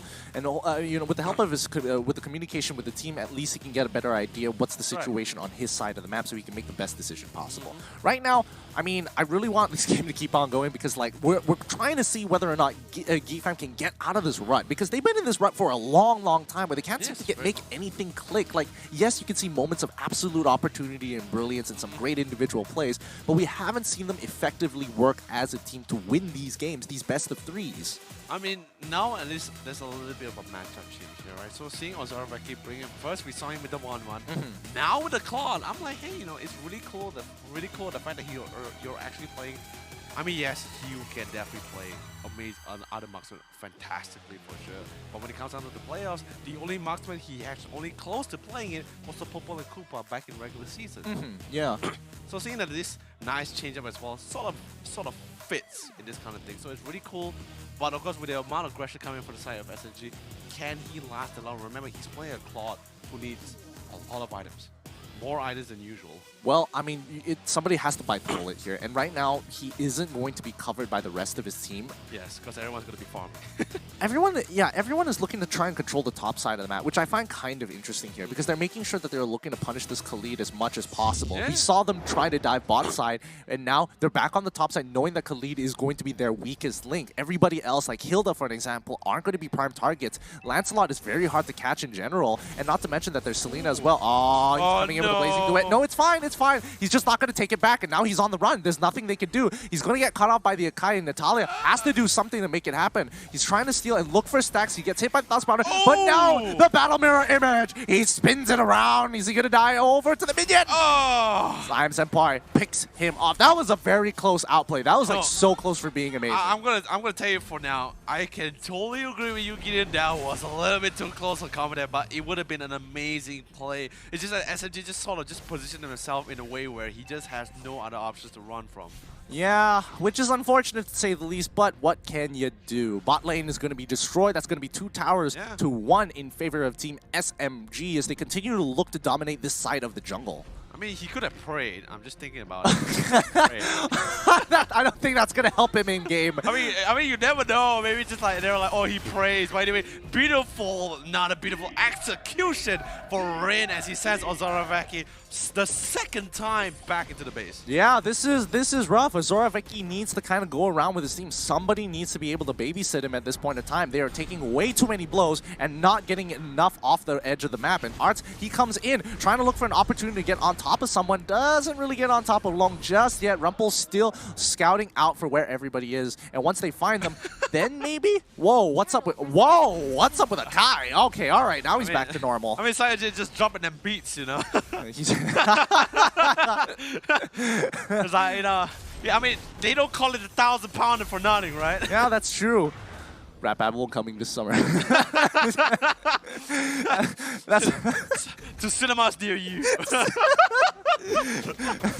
Step Up featuring a Kai. Oh my god, Step Up, the last stand. Oh, I'm losing my mind here. I'm losing my mind too, but look at this. A lot of dominance. They have SMG pretty much has total control pretty much of the bottom side of the jungle. And pretty much, like, although yes, the top side is free for the rest of the team to farm, but look at how greedy the entire lineup they had to go for, Geek Fam has to go for. It's not enough. And outside it comes in with a beautiful 1,000 pounder with the Hurricane Dance. Gonna be locking out Dear Friend dominance towards the wall. Earthstone dominance on top of him as well. Ensuring he will never be able to get away. Goten, however, gets punished and traded off for it, but that is gonna be for a tower. That's looking pretty good here. Oh no, Zorovecki is taking... That was including his shields. He lost a good amount of health to that ult coming in from Lourve. That is not a good sign. I mean, it's never good as well. It's never good. I'm pretty sure she has 3 stacks right now. Yeah, right? She's got 3 stacks and she just got a Blade of Heptases, and it looks like she's building up to a Blade of Despair, I think? You know, it's a Blade of Despair, hands down. Oh boy. I see long swords like on the way. I'm like, hey man, that's like a Blade of Despair. And remember, this is not a roaming healer. It's a side lane healer. Yeah. He's gonna be dealing all the damage here. Oh, this is gonna be rough. I mean, I wonder how Vale is hanging up right now. How is he hanging up every time the wind blow never connects to the hill? And let's be honest, he's gonna be saying, guys, I'm done. Guys, run!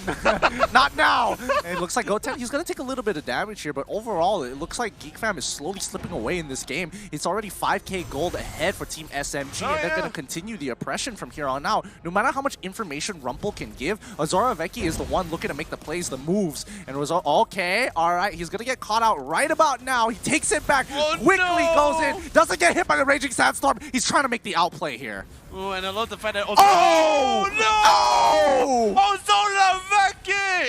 Oh no! Zion Senpai! You're a man! Although, yes, I agree, that could be just locked up anyway. Beautiful lockdown coming in from our dear friend Sayajin on top of Zorn. But then again, here comes the rest of the team with the wind blow and the wind blade. It's going to be able to do a significant amount of damage, forcing melting down both Sayajin and Long. Really great play, but not as insane as Zion Senpai landing that blind abyssal arrow on top of Zorovecki. Ooh, this is going to be a lot closer of a game than we initially thought it was. Geek Fam finding their stride here. Zorn, he's still able out, but here comes another pause.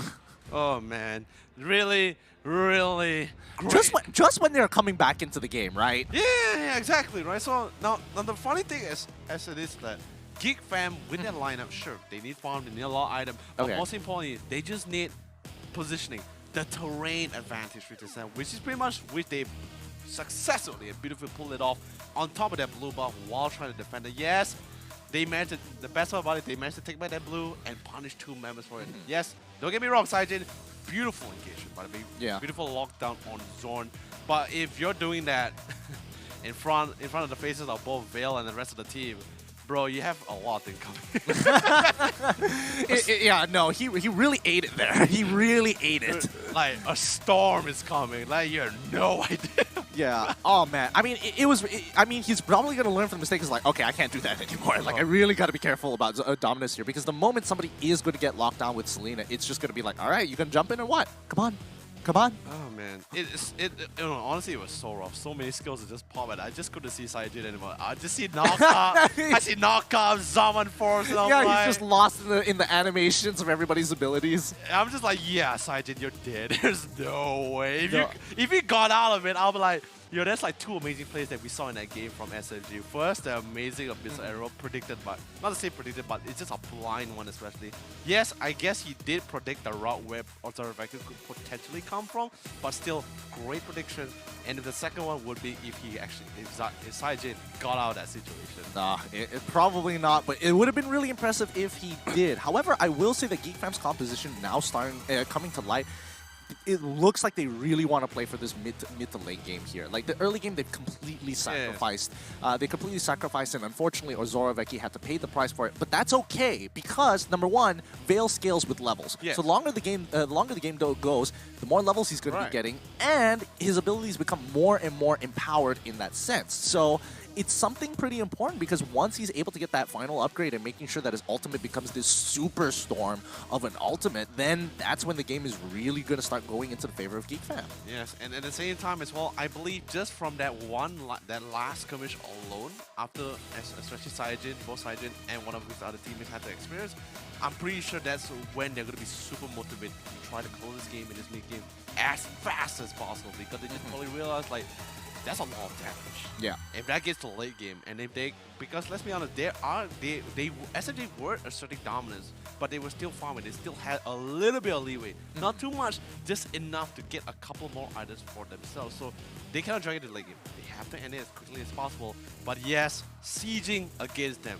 that's going to be the real challenge. Yeah, that's going to be quite a difficulty. I think what it comes down to with the composition is the timing of which the abilities hit. Because again, we are seeing Rumple. Oh, looks like we're going back into the game. Because as we see it, Rumple needs to be in prime position to drop down a smoke screen, which is, oh no, he's dead. Oh no. Zion Senpai one-shots Natalia.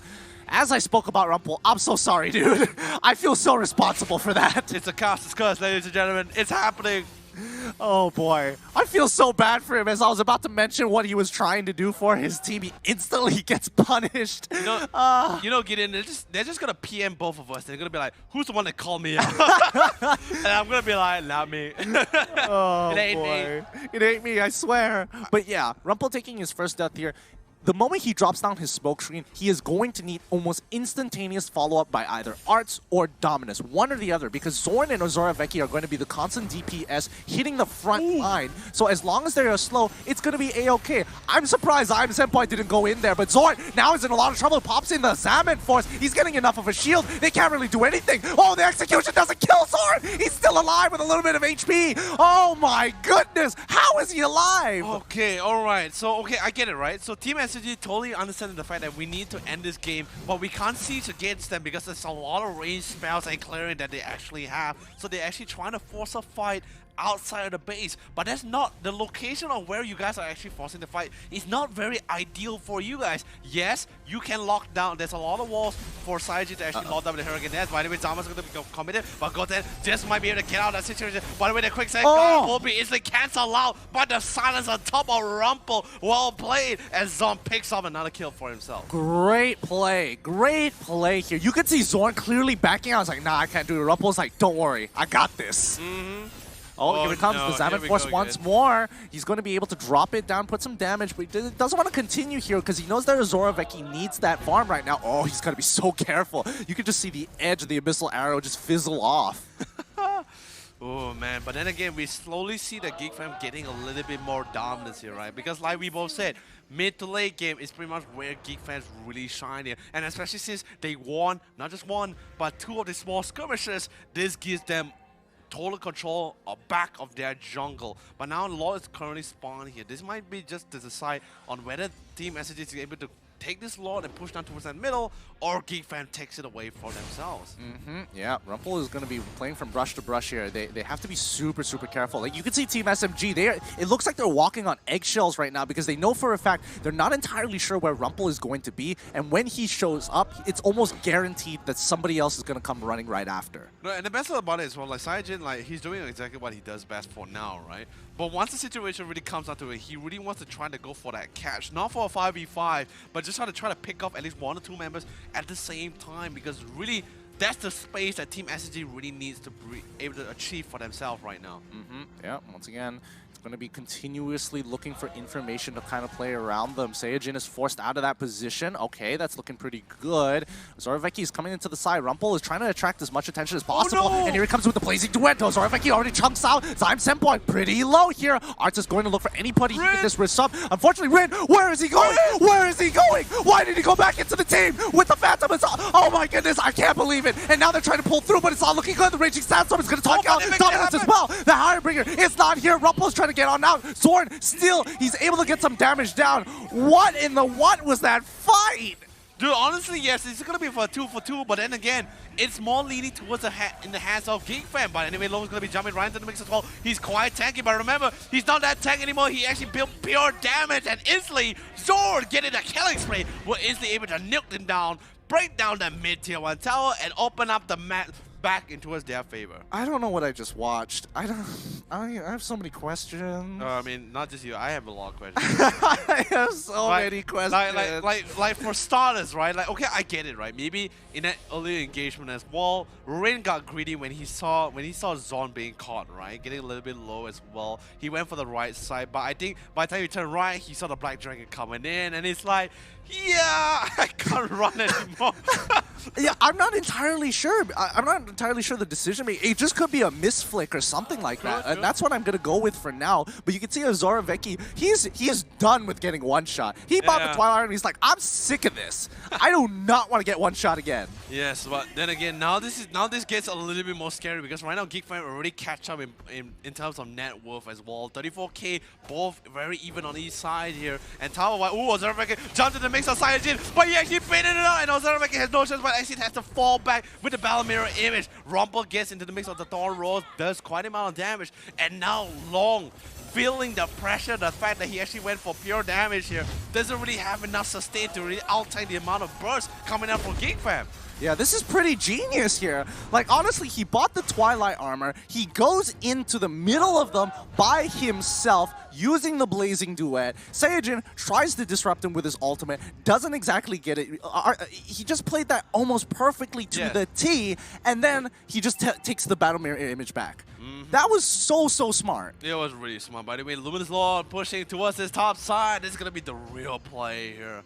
Whether they're going to be able to hold on the line for themselves. But then again, Team SMG has to be really careful because remember, if they lose a fight under their top inhibitor, that's pretty much game over in this case. Yeah, it really is. And, you know, so far, it's been a huge back and forth between these two teams here. And right now, Geek Fam finally being able to find the motion and get that way, and get the, you know, those small 2 fights to get them this 2k goal lead in their favor. They have to make it count. If they don't get an inhibitor off of this game is going to drag even further, and that's going to put them in an awkward position because Team SMG, they're scaling quite well. No, Long anyway going to be dropping down the ulti, only dealing half amount of damage towards Rumpel. Long currently betting on that burst to give it that shield, but sadly enough, it's just going to be a mega kill for Rumpel. But then again, I love what he did though. Long sacrificed his life to ensure at least his team will be able to melt down that Luminous Long before he actually hit that top inhibitor. By the way, Black Dragon is going to be coming in as well, go towards his back line. Raging Sensor coming from the side. Goten will not be able to connect all land on anybody. But here comes the wind blade and the wind blow. Even the quick side guard trying to allow you to sustain for as long as possible. And thankfully enough, Team SMG will hold. Dominus dropped the ult really late there. really late. And that's a little unfortunate because I think that might have been, had he preemptively dropped his ultimate there, I think he would have been able to either the team would have been able to secure a free inhibitor or at the very least 1 or 2 kills. But then again, real great plays coming from Team SG. Both Long and the rest of the team really holding out for as long as possible. Yes, Dominus dropped the ball, dropped the ultimate a little bit too late there, but still it doesn't matter. SMG is very happy with this. Now let's see how well the game goes. Yeah. Looks like they have to wait for another minute plus until Lord comes back up. Yeah, this is the point where everybody starts to get to, you know, enjoys the scaling part of this game. Team SMG is just going to be, you know, holding on to whatever they can. They're going to hit their power spike, and so is Geek Fam by the end of it. But Geek Fam have okay, here comes another pause. Oh man. But at the same time, you can also think about it this way, right? Yes, agree, like we both can sort of agree, whatever Geek Fam actually went for inside this game was very greedy. But the fact they actually managed to hold out, play the long game here, managed to get all the necessary items they need. By the way, they're almost fully stacked, by the way. And in this case, it's now slowly backfiring SMG, because let's be honest, the only main damage dealer is pretty much Rin, and that's pretty much why we see Lourve. Yes, arguably he is the side lane playing the healer, so he wants to build a lot, he wants to build pure damage. But you also understand the fact that if Rin dies, then we pretty much has no damage at all. That's pretty much why he tried to build up in a way where if Rin is not able to deliver, or at least I will deliver, and then he just ends it there, that kind of thing. Because I'm just trying to think, like, if Rin dies, that's pretty much game. Like when it comes out to those team fights. Okay, yeah, fair enough. Yes, if it does come down to those team fights, it's basically over, because I don't see any other way they can out damage a team composition like this for now. And it really comes down to, can they actually get the outflank here? Yeah. And finding angles with a team composition, especially when they're trying to be proactive and they have to use on naturally to try and disrupt the composition, it's tough. And they also have Rumple just making sure that their flanks are going to be safe before he gets into the fight. So it's an interesting composition that requires a lot of coordination with the team. And Geek Fam, the individuality of them actually is very helpful, because now they can be focusing on, okay, this is what I need to get to this point in the game. And once I get to that point in the game, then I can start playing with the team. Oh yeah, but still, no, I'm just trying to picture this, right? The only way SMG could possibly win in this game, right? Or at least try to mitigate the amount of damage that's being output by the team here, if they actually go for pickoffs. I don't think they can go for pickoffs. It's like, because at this point, Geek Fam just constantly just sticking to each other like glue. Pretty much, yeah. I mean, it's pretty late into the game. They are missing towers. They are down 6 towers for the side of Geek Fam, so they don't exactly have a lot of safe places to kind of fall back to.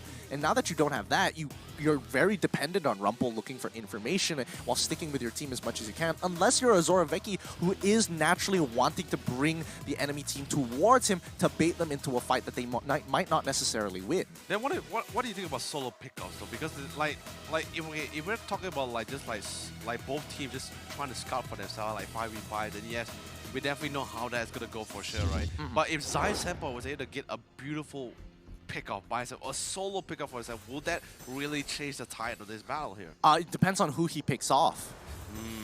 Because right now, Zoraveki, he is purposefully going in, waiting for his Twilight Armor to get off of cooldown, run into the enemy, blast them through with as much damage as he physically possibly can, try not to get CC, go back to the Battle Mirror image, and then let the rest of Geek Fam come running through. Oh man, but either way, this is a tough one as well. But anyway, Long is just going to try to do what he actually does best. Although, yes, it's going to be a little bit unique with the Hilda, but he's going to be trying to split push this bottom lane alongside with Rin. Yeah, I think this is a good idea. You're forcing Geek Fam onto positions where they're not necessarily in the most comfortable. They control the bottom right side of the map, while Geek Fam control the top left side of the map. Oh, even Dominus is like, I gotta get myself some Twilight Armor. I mean, everyone's got to get it right, but either way, Law's going to be coming on in exact 30 seconds here. Bottom lane is being pushed in, but it's going to be easily cleared up by Zoraveki. Out there, friend. Rumple not too far behind either. And I love the fact that Long's still hugging around that river brush, because he just knows that, alright, I just want to push out this bottom lane. At least that way, if a Lord fight comes down, Geek Fam on the side of Geek Fam will at least be one man short. Oh yeah, they would be. Yeah, no, you're right. But look at the way the Geek Fam is looking to try to enter the jungle here. They look for a little bit of Oh, Zarn. It's already with the Black Dragon. Do they find the pickoff? No, they do not. Long all by himself, but Rumple does not want to mess with Long. I'll be definitely for sure. But then again, now at least they know that there is no Black Dragon, especially when it comes down to this long fight. But let's be honest, Black Dragon is definitely going to be coming off cooldown pretty quickly here. Yeah, I don't have any doubt in my mind. And right now, Geek Fam, the most ideal situation is that Team SMG starts off the Lord by themselves. But naturally, they aren't. Yeah, Team SMG knows what's up. They will never do something like this. Never. They will at this point, especially since this is just potentially their last game as well. They cannot make even the smallest of mistake here. Yeah, so they're going to send Zoraveki to split push by himself. Hilda's going to see this.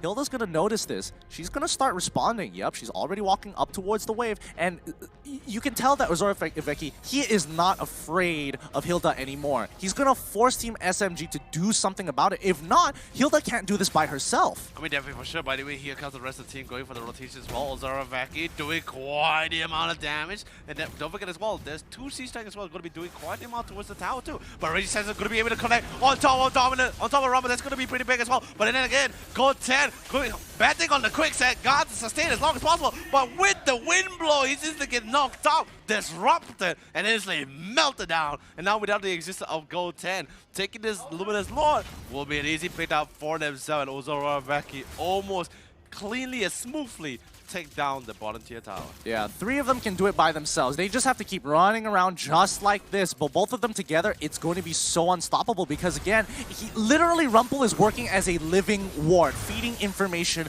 over to the rest of the team. And as long as they've got to push down on bot side, there is nothing much that they can do because they will guarantee win this 3v2 situation. Rin, he's got to make it happen here. He's got to take out Zorn in one fell swoop.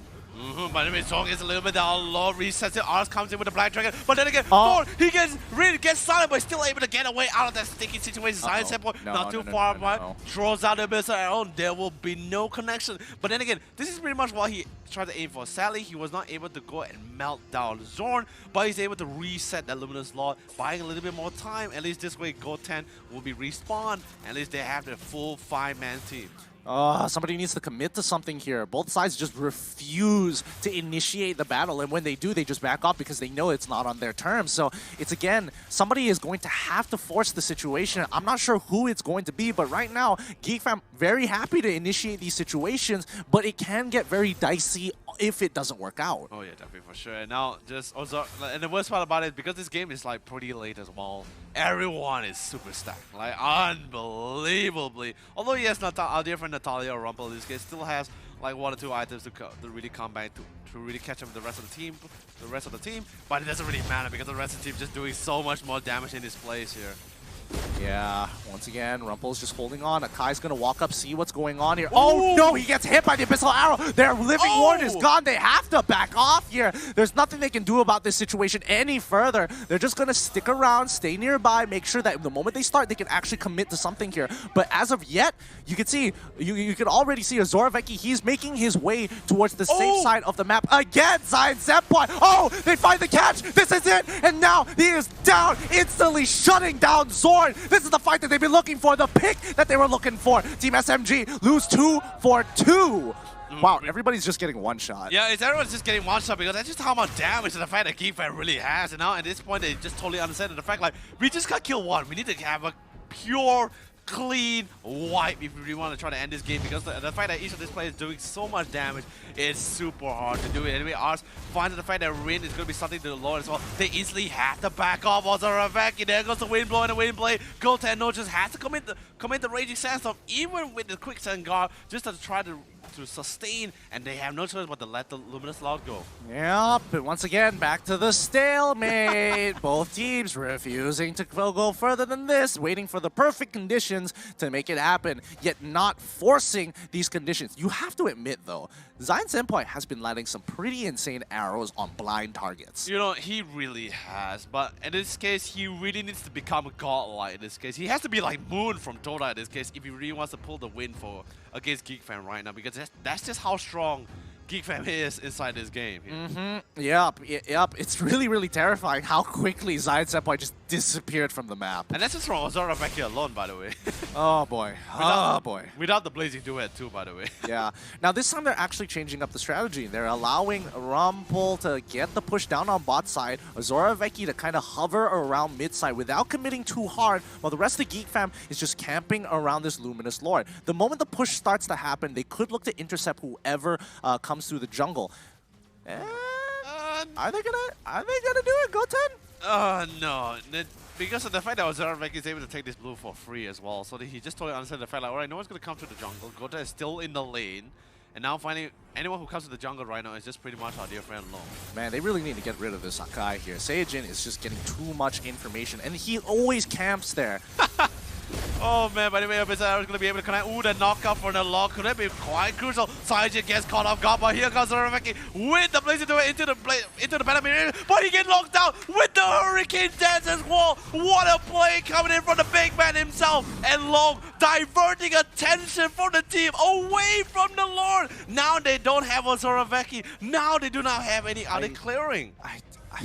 Why would they chase Hilda? All right, whatever. No, time set point! Oh no, he's gonna get caught in the background. Rumpel finds the alright opportunity, but Goten is all by himself while the rest are going out. Rumpel still is able, can he take him out? Yes, he does! He finds him out! This is looking good. Now Hilda, she can't clean this up by herself. Rumpel could try to make something happen, but it's not gonna be enough. Arts trying to get into range, misses the initial hit, finally secures that kill. That's gonna be a 4-for-2 trade-off here. They need to break this inhibitor right here, right now. Oh no, but then again, they only have one C-Screen long. He needs to make the play. But suddenly the Black Dragon, including the Winslow, and the ultimate, instantly he disappeared. And Geek Fam will be taking game number 2. Ladies and gentlemen, the comeback is real. Oh my goodness.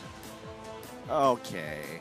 Wow, what a game this has been. Geek Fam versus Team SMG. 1-1 is the score as of right now, but holy, what a game that was. Oh, it really is such an amazing game. You can never ask for a more better start as well. And the craziest part as well, we were just, let's be honest, we were not wrong.